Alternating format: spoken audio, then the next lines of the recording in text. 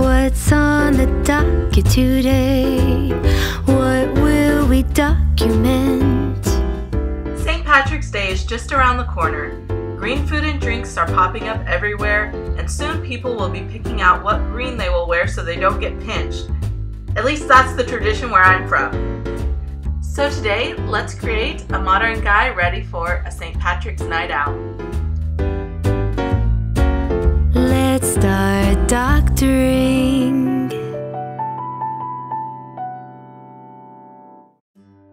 Today I will be using Jackson Jekyll from Monster High as a base. I start off by cutting his hair as short as possible. Then with a hairdryer I begin to soften the head. I should have heated the vinyl a bit longer because when I tugged the head off, a piece of his neck peg broke, but luckily everything still worked.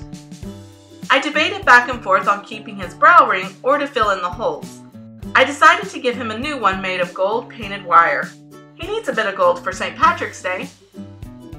These little brow rings seem to come out a lot easier when the vinyl is soft. Now, time to remove that icky glue in the head. I use a pair of tweezers with a scraping motion to get it all out.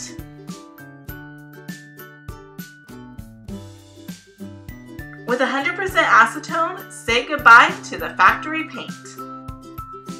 I use a nail buffer to get rid of the shine on his body and to buff off a tattoo that was on his back.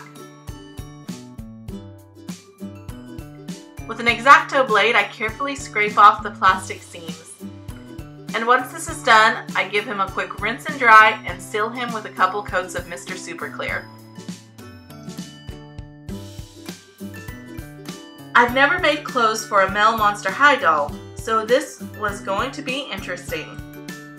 For his modern day outfit, I wanted him to have blue jeans, a button-up shirt, brown boots, and a green sweater so he wouldn't be pinched. I used Monster High clothes as a starting point for my patterns.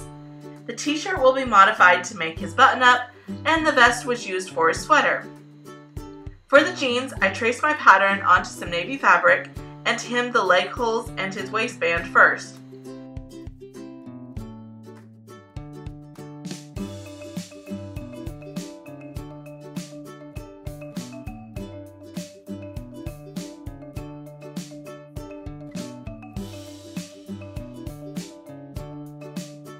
Then I put the pieces right sides together and stitched the crotch of the jeans. I went pretty slow on the machine with this part because of the tight U-shape that had to be sewn. Next I pin and sew the legs together before carefully turning the jeans right side out.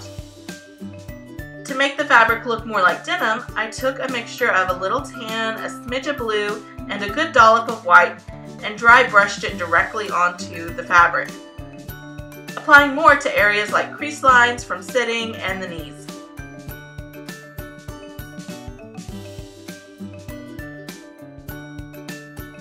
A tip on male Monster High arms: pay attention to the size of their upper forearms. I didn't take this into account for my sleeves when I was making the patterns, and this caused some issues, but none that weren't fixable. I just had to whittle down the forearms a little and make a cut in one of the sleeves of the sweater, which I sewed right back up. I start off by hemming the sleeve ends, bottom of the shirt pieces, and the back of the shirt where the opening to go on the doll is. Then I stitch the sleeve shut before sewing the front sides to the back pieces. Now, what to do to give it the button-up look. I left the front of the shirt wide because I thought I would do like I had on my steampunk doll shirt, but that wouldn't give me the exact look I wanted. So I decided to cut down the middle, hem one side, and then hem the second one on top. Voila! A button-up shirt, but with no buttons. Oi! I then remembered I still had some mini brads left, but I didn't want to glue them on just like they were. I really wanted these buttons to have holes. After I snipped the prongs off and flattened them a little with pliers, I used my trusty awl and a hammer to punch 2 tiny holes in each brad. Then I used E6000 to secure them to the shirt, since I didn't have a needle thin enough for teeny holes. I didn't end up filming the sweater this time, but I plan on making others in the future that will be filmed. He needs some boots made for walking. I had some men's Monster High boots to use as my base, and so I mixed up some metallic brown and a medium brown together to get the leather color I wanted. Once that dried, I added on gold accents, black soles, and tan laces.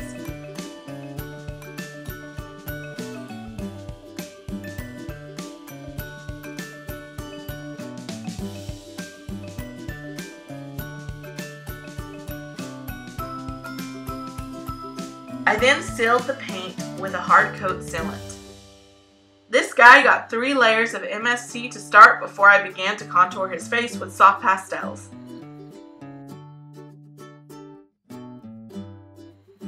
I then sealed it again and began sketching on his eyes. It was fun to try drawing more masculine eyes. I gave his brows pretty much no arch to give him a serious, rugged look. This modern man needs a nice beard. I used pencil and soft pastels to lay out where I wanted his beard to eventually be.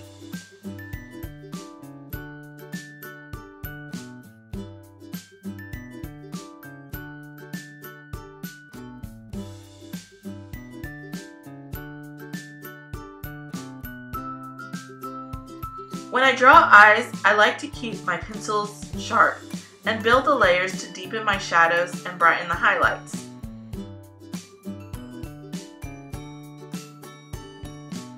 Let me know down in the comments which eye color is your favorite on dolls. It doesn't have to be even a natural one. I enjoy even changing up the natural colors some. Maybe make a blue, have some warmer green tones, or add golds and yellow to the brown eyes to give them some more shine. That's one thing I love about eyes, is there are so many possibilities when drawing them. I can't wait to play with eye shape more. I feel like the eyes bring a lot of life to the doll. The more dimension you give them, the more they stand out.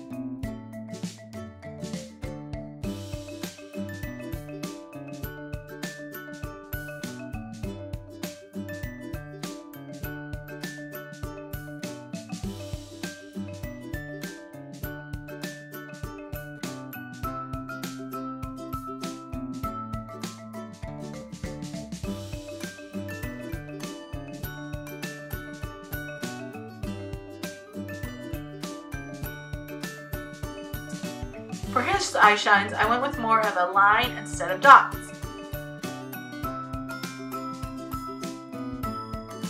Now with his face done, he needs some hair. For a more in-depth tutorial on how I make my wefts and color them, check out the link in the description below. I start out by brushing and straightening some tan yarn. I do leave some unstraightened for his beard. This gives it a little more of a natural look. Once that was done, I wanted to change his hair color to a more red-brown color, but not too coppery. So I shaved some soft pastels and got to work brushing on the pigment, combing it through and repeat. Once all the hair was colored, I rinsed and dried it and then repeated the process once more to darken it some.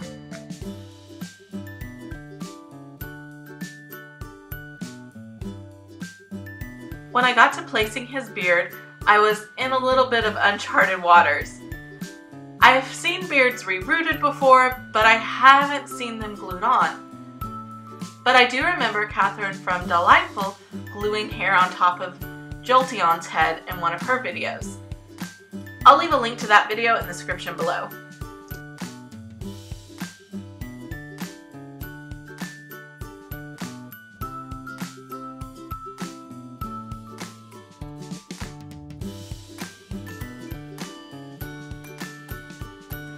When I got to the top edge of his beard, I watered down my glue to make it less noticeable when it dried.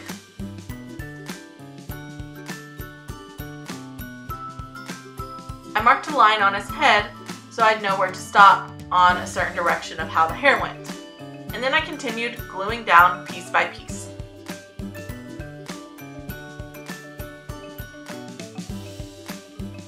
For the top of his head, I glued the hair down in the opposite direction.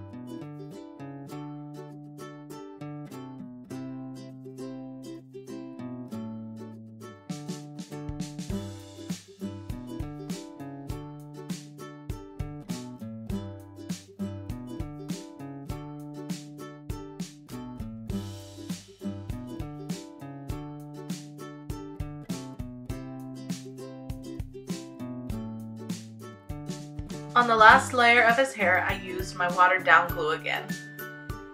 I used plastic film to separate the different sections while it dried.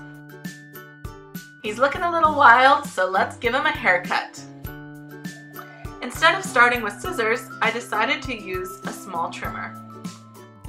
This ended up working out really well to help me slowly get the shape I wanted. Just remember, take off little by little.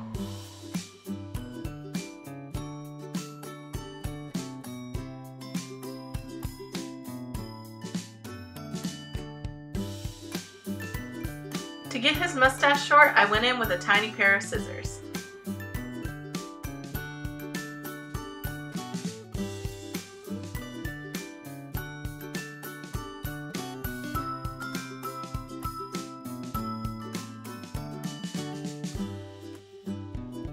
I tied up his hair with one of my beloved binder clips and then started working on the back of his head.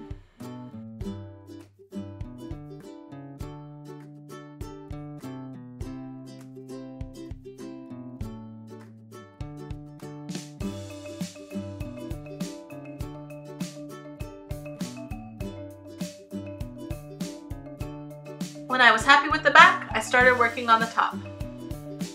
I cut the top section by section. I tried my best to follow some reference images I had.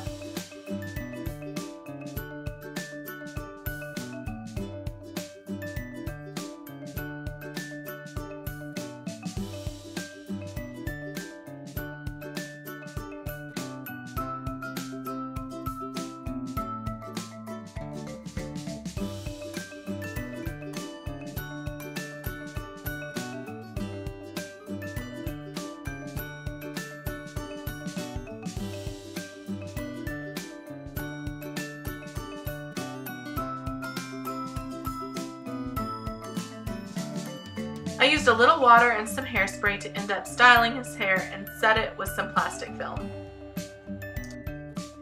And he's ready for St. Patrick's Day. I think he turned out great. I love his whole outfit and even his little gold ring. If you haven't already, please go and check out my Instagram. I like to post sneak peeks of upcoming dolls. And if you like this video, please give it a thumbs up and subscribe. Don't forget to turn on the notification bell. I post a new video each week. Thanks for watching and have a happy St. Patrick's Day.